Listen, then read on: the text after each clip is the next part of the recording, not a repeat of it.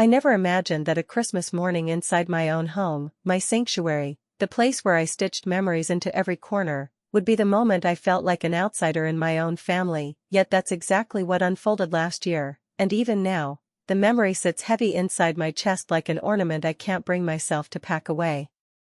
For weeks leading up to Christmas, I moved through the house with the same tender care I had practiced for more than 50 years, polishing frames, washing linens, simmering broths on the stove, humming old carols my mother used to sing while I prepared the stuffing and glazed the ham. I did all of it with the same quiet joy I'd always felt during the holidays, the kind of joy that doesn't come from presents or expensive things but from the warmth of bringing your children home, even if those children are no longer children at all. Emily and Ryan, now fully grown with lives too busy for traditions, had promised they'd come early to help, but as usual, they arrived late, breezing through the door with the smell of perfume and cologne, carrying armfuls of glossy bags plastered with logos.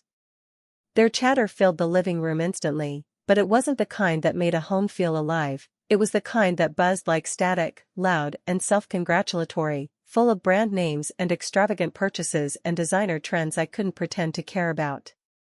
They compared prices the way children compare candies, and even though I smiled and poured them cocoa, a small part of me wilted. I wasn't raised with luxuries, and even after working all my life as a nurse, I never cared about price tags. My own mother had raised me to believe that gifts were meant to mean something, that they were little containers of love, memories, and stories, not labels and receipts. So when I wrapped the small wooden music box I had spent months restoring, I placed more care into that simple gift than any expensive object could have asked of me. The music box had belonged to my mother, who had passed decades ago, and though time had worn it down, I had polished it gently, repainted the delicate roses along its lid, and restored its winding key until the familiar tune, her tune, played again, fragile but alive. I even lined the inside with fresh velvet, gold-trimmed, just like the original. What they didn't know, what no one but me knew, was that beneath that velvet lining lay a carefully folded trust deed my mother left behind, a deed to a small, forgotten piece of family land she never got to develop. It wasn't worth much when she passed, but it was a piece of her legacy I held on to quietly, waiting for the right moment to share. I had dreamed of giving it to Emily and Ryan one day, not as a financial opportunity, but as a reminder that family stories and sacrifices matter more than anything you can swipe a card for. When Emily picked up the gift, she barely glanced at me before peeling off the wrapping paper, distracted by her phone pinging with notifications. She lifted the box, turned it in her hand, and gave a quiet, breathy laugh, not a delighted laugh, not a touched laugh, but the kind someone makes when they want to appear polite while suppressing a smirk. She shot a look at Ryan, who raised an eyebrow and whispered, "Thrift store energy," and though he said it under his breath, the words struck me like a cold gust through an open door. My daughter pinched the box between her fingers as though it were fragile in the wrong way, as if it were cheap, as if it held no value at all. "Oh," she said, forcing a smile so thin it might as well have been paper. "This is cute." Cute. The same word is used for costume jewelry or decorative soaps, or something bought on clearance. My son, already halfway through opening a watch that cost more than my monthly groceries, looked over and asked casually, "Mum, did you run out of money or something?" Then he laughed, like it was a harmless joke, and his wife added, "Well, it's thoughtful, I guess," with that light, airy tone people adopt when they want to pretend they're not being condescending. Heat flushed up my neck. My hands trembled in my lap as I watched them toss the music box aside so they could return to admiring their expensive toys, too distracted by their own indulgence to notice the way my heart cracked a little. I didn't care about the cost comparison, I knew I could never compete with their designer budgets, but the disrespect, the dismissal, the absolute inability to see meaning beyond monetary value, that was what stung. They didn't ask where the box came from. They didn't ask why I chose it. They didn't let it play the song my mother used to hum to me when I was scared of thunderstorms. They didn't even open it fully, they didn't notice the velvet lining, the craftsmanship, the restoration, the scent of sandalwood I had polished into it. And of course, they didn't see what lay hidden underneath, the folded paper that represented a lifetime of my mother's hope and my family's roots. To them, it was just plain wood, something outdated, something unworthy of attention.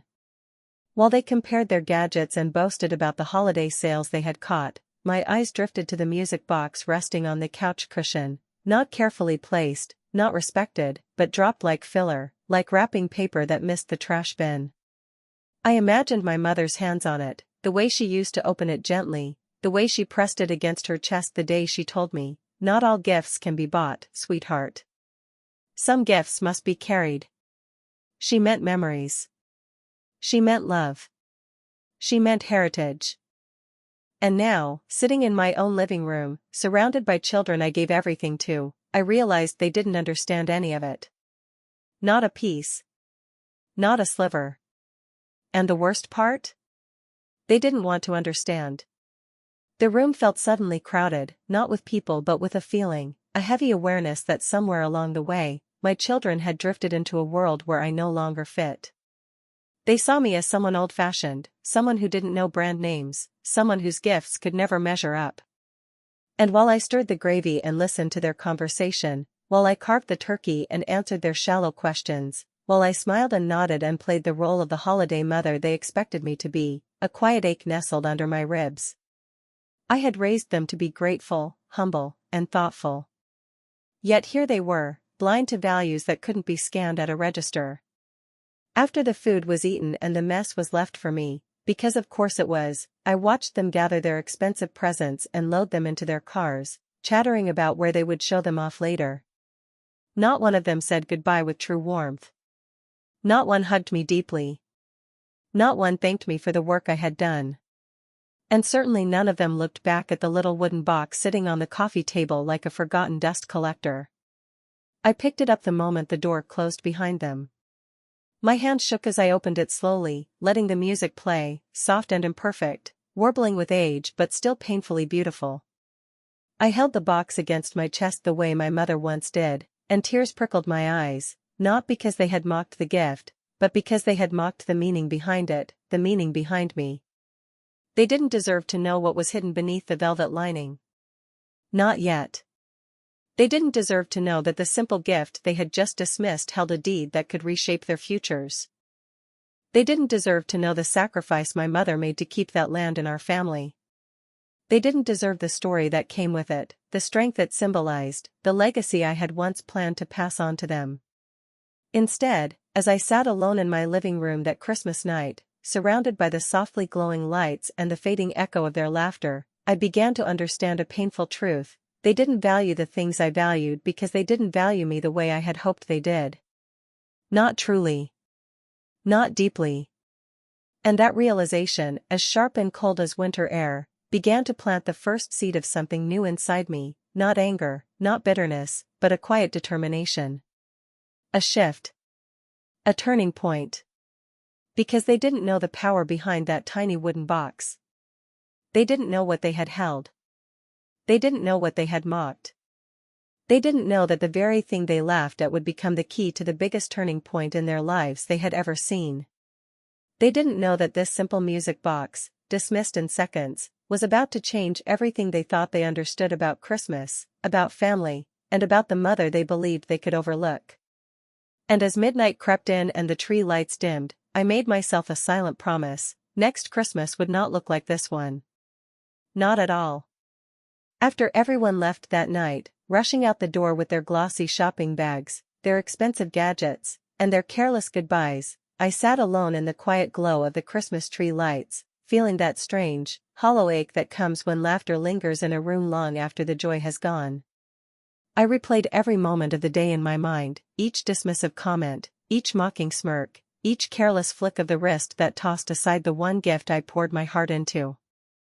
Their voices echoed in my ears: "Cute, thrift store energy, did you run out of money?" And I found myself staring down at the music box in my lap with a heaviness I couldn't swallow. The truth was, their cruelty didn't surprise me, not really. It hurt, yes, but it didn't shock me, because this wasn't the first time they treated me like a woman whose value expired once they grew up and didn't need me every day. Somewhere along the way, my children, the same children I raised with stories of humility and gratitude, began to view me as someone with less, and therefore someone less.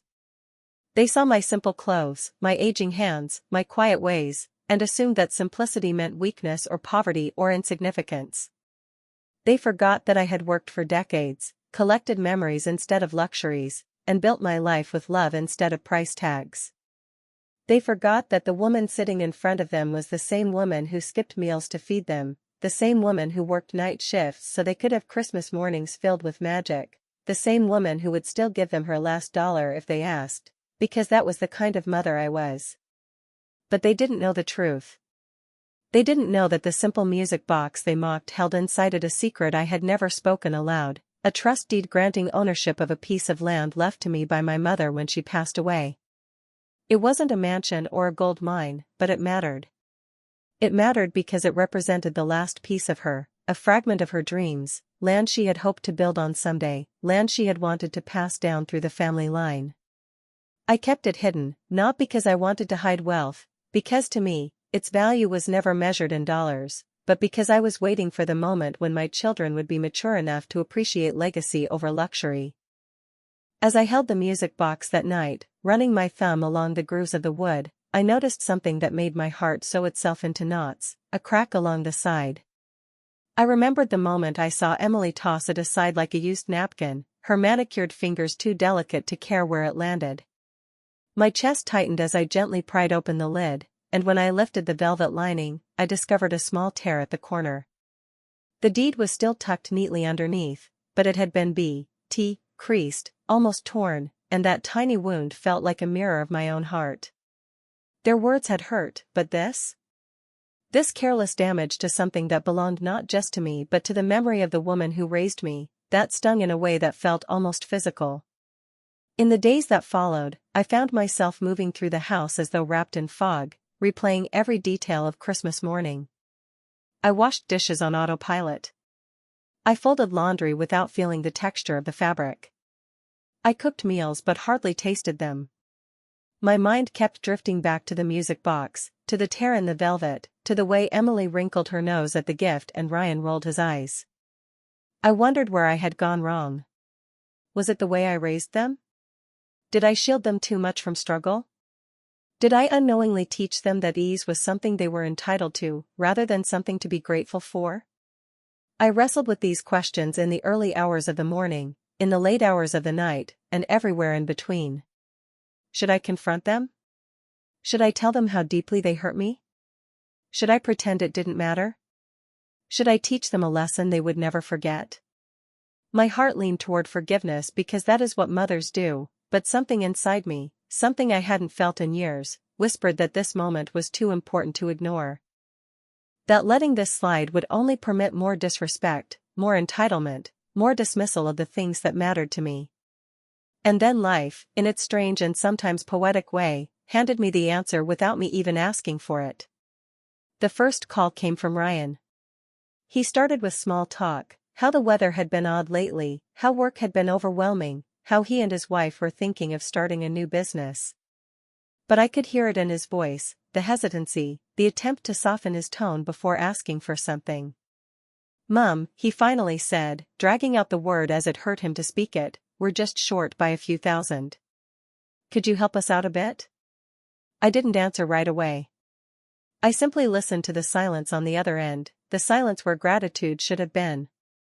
He had barely said thank you for the Christmas dinner I cooked, barely acknowledged the gift I gave him, but here he was, expectedly, predictably, asking for more. I told him gently that I would need to think about it.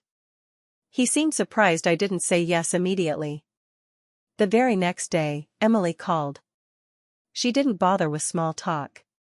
She dove straight into her request.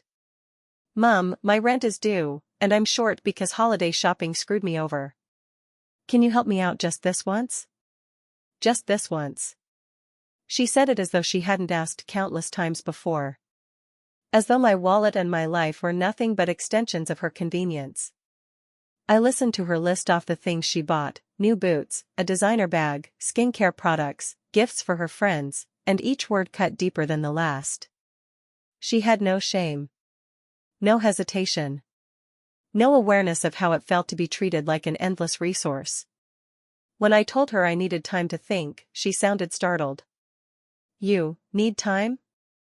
Are you okay? She asked, as if a mother needing boundaries was a sign of illness. The irony was almost laughable. They had mocked my gift. They had thrown aside something priceless. And now, without realizing it, they were reaching out their hands again, expecting me to hold them up, not knowing the exact piece of their future they had tossed onto a couch without a second thought. That was the moment I knew what I needed to do, not out of spite, not out of vengeance, but out of clarity. They didn't want my simple gift. They didn't care for my sentimental offering. They rejected the very legacy I had longed to give them. So I decided to honor that rejection, to respect their decision by closing the door they didn't even know existed. I called a lawyer the next morning, a man named Mr. Galag, who had helped me handle some complex paperwork after my mother passed away. He was surprised to hear from me, even more surprised when I told him I wanted to draft new documents solidifying the ownership of the land under my name and updating its legal protections. "You're sure you don't want to leave it assigned to your children?" he asked gently. "Most people your age think about inheritance planning." I almost laughed. "My children," I said, "need to learn the difference between inheritance and entitlement." He fell silent for a moment before saying, "I understand." The process took weeks, paperwork, verification, surveys, signatures, but with each passing day, I felt myself breathe a little deeper. I began researching the land more thoroughly, looking into its history, its zoning, and its potential. I discovered something that felt almost like fate. Several years ago, the town council proposed developing the area into a seasonal retreat space, but the project never progressed due to a lack of a private owner willing to lead it. My heart fluttered with possibility. A retreat. A place for families. A place for winter cabins, holiday markets, snowfall-lit paths, fire pits, and community events. A place where my mother's legacy could come alive. I contacted the council, then a developer, then a contractor. I sat in meetings filled with blueprints and financial projections, learning more about investments in a few months than my children had bothered to learn in their entire lives. And slowly, the numbers started to take shape. The land, once overlooked, once dismissed, once mocked because it was hidden inside a simple box, was on track to generate more revenue in a year than both my children earned combined. And I did it quietly. Gracefully. Without telling a soul. While my children continued to live their careless lives, purchasing more things they didn't need, laughing at jokes they didn't understand, living in a world where value was dictated by brands, I worked behind the scenes, turning something old into something extraordinary. Some days, when I sat in meetings signing documents, I imagined my mother smiling down at me, proud that her legacy was finally unfolding in the right hands. Other days, when I received call after call from Emily and Ryan asking if I had decided to help them financially, I simply told them I wasn't ready. I wasn't lying. I wasn't ready, not until I finished building the life they didn't believe I was capable of. They still mocked my small wooden box, even weeks later. Not knowing they had mocked their future. Not knowing they had laughed at their own inheritance. Not knowing they had rejected the greatest gift I ever tried to give them. But time has a way of turning the truth into something impossible to ignore, and I knew, deep in my bones, that the day would come when they'd realize just how wrong they were. And when that day came, I wouldn't need to raise my voice, or humiliate them, or hold anger in my heart. All I would need to do is show them what they threw away. And that moment, that quiet, devastating moment of realization, would be more powerful than any revenge I could ever plan. By the time this Christmas arrived, everything in my life had shifted so profoundly that even I barely recognized the woman I had become, though my children still expected the same old version of me, the version that cooked for them, cleaned around them, and quietly absorbed every careless bruise they left on my heart without ever asking them to notice. They walked into my home that morning with the same breezy entitlement they had worn like perfume for years, expecting the house to be filled with the smell of my cooking, the table beautifully set, the stockings stuffed, and a warm, smiling mother ready to serve them, even as they looked at me with eyes that rarely saw me. But this year was different, and the moment they stepped inside, confusion flickered across their faces. There was no elaborate feast simmering on the stove, no half day of laboring in the kitchen evident in the air, no bustling mother wiping sweat from her brow. Instead, the dining table held neatly arranged catering trays, professionally prepared, covered in silver lids, nothing homemade, while I sat calmly on the sofa, sipping tea, wearing a soft cardigan and a peaceful expression I hadn't worn in decades. The house wasn't fully decorated either. I had intentionally left only the living room adorned, because that was where the truth would unfold. Gone were the years of decorating every inch of the house for their benefit. I had decorated for myself. The tree sparkled in the corner, simple and elegant, with only one gift beneath it, a white envelope addressed to both of them in gold ink. Emily and Ryan exchanged glances, curious, then slightly annoyed, as though the simplicity offended them. They were so used to abundance, to quantity, to expecting that the woman who raised them would bend herself into exhaustion just to make their holiday feel extravagant. But I had already spent too many years exhausting myself for people who never looked twice at the hands that served them. This Christmas, every choice I made, every decoration, every silence, every boundary, was for me. They sat down cautiously, like they sensed something was different but couldn't quite articulate it. Emily looked around the room with a slight frown, as though searching for signs of the usual Christmas she felt entitled to. Ryan cleared his throat and asked half-jokingly, "Mum, did you get tired of cooking?"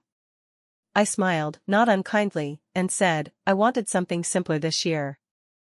They didn't know yet that simple things, simple choices, simple gifts, were my greatest strength. They didn't know that simplicity was the very thing that had changed all of our lives. The envelope sat under the tree like a silent truth waiting to be heard, and finally, when their impatience grew too distracting, I gestured toward it and said, "Go ahead. That's for both of you." They approached cautiously, like it might hold something underwhelming, something disappointing, something cute or thoughtful in the condescending way they used the word. Emily tore open the flap and pulled out the letter inside, a professionally printed business document bearing my name in bold. She blinked once. Twice. Then her eyes scanned the lines, confusion melting into disbelief. "Mum, what is this?" she whispered, voice suddenly trembling. Ryan leaned over her shoulder to read it too, and his face drained of color as he stumbled backward slightly, as though the truth had physically knocked him off balance. I clasped my hands in my lap and began to speak gently, calmly, the way one speaks when releasing years of quiet truths. I told them everything, about the land they never knew existed, the trust deed hidden inside the music box they mocked, the decades-old inheritance my mother left behind, and the months of development I had spent working on in silence. I told them about the seasonal retreat project, the cabin design proposals, the investment firms that had approached me with offers, the tripled property value, and the projected income for the upcoming year, income far beyond anything they had imagined I was capable of managing. As I spoke, I watched the shock bloom across their faces like frost spreading across glass. Their eyes widened. Their mouths hung open. They sat down slowly, as though needing the furniture to hold them up. When I explained that the deed had been inside the wooden box they tossed aside without care, something flickered in their expressions, something like shame, but also something like fear of what their behavior had cost them. Ryan finally spoke, voice small despite his usual arrogance. "Mum, why didn't you tell us sooner?" Emily followed quickly, her tone almost panicked. "How much does it make? Is it worth a lot? Is it something we can help with?" Their questions were rapid, overlapping, driven by a sudden awareness that they had dismissed something far more valuable than they could comprehend. But I wasn't there to comfort them. I wasn't there to soothe their egos or massage their guilt away. For years, I had offered comfort freely, too freely. For years, I had bent myself into shapes they demanded. But not today. Today, I wanted them to understand, not the money, not the investment, not the business, but the meaning behind it all. So I told them the truth, the kind that cuts most quietly. "Last Christmas, I gave you something priceless. You mocked it. You tossed it aside. You didn't ask what it meant. You didn't care where it came from. So I had to make sure the next gift I gave wouldn't be wasted." The silence that followed was thick and heavy, settling over them like snow. Emily's lower lip trembled. Ryan stared at his hands. They looked smaller suddenly, like the world had shrunk around them. For the first time in many years, they truly looked at me, not as a mother who existed to support them, not as someone old-fashioned or outdated, not as someone they could take for granted, but as a woman who had built something powerful and meaningful without their knowledge, their help, or their approval. They saw the strength they had forgotten I possessed. They saw a version of me they had never bothered to imagine. And in that moment, I realized that their disrespect had not dimmed me, it had awakened me. They stammered apologies, each scrambling for words, promising to change, promising to appreciate me more, promising to be better children, better humans, better everything.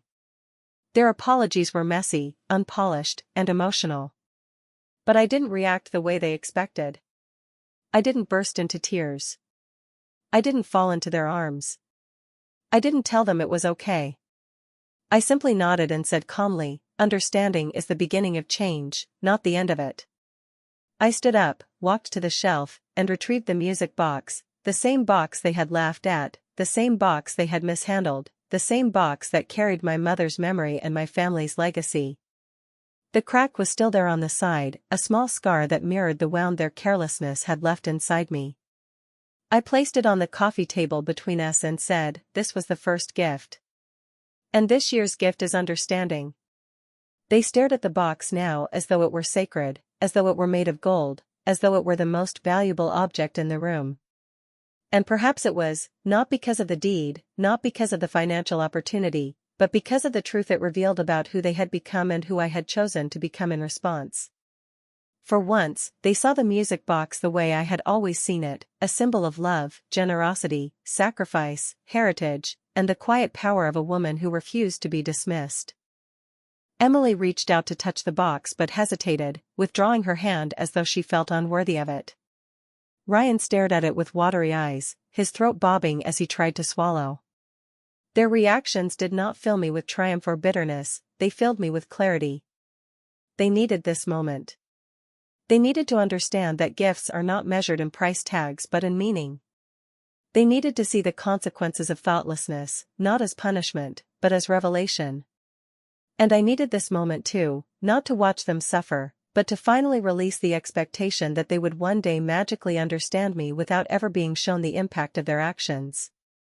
When they finally stood to leave that evening, they hugged me tighter than they had in years, tight enough for me to feel their regret and their fear of losing me, tight enough to make me realize how long it had been since either of them held me as I mattered. Their apologies came again, softer now, more sincere, whispered against my shoulder. And though I accepted their words, I didn't let them anchor me. I had learned something far more valuable this year. I didn't need validation from people who only recognized my worth when it benefited them. I didn't need their admiration to feel whole. I didn't need their gratitude to breathe freely. As I closed the door behind them and leaned my back against the wood, a warm calm washed over me, not because they finally appreciated me, but because I finally stopped trying to earn their appreciation. I had reclaimed my place, my worth, my story, and my mother's legacy. I had built something from the very thing they belittled. And that was the most powerful Christmas gift of all, not the business, not the money, not the success, but the peace of knowing I had stepped into the life I deserved, even if they had to lose something to finally see me.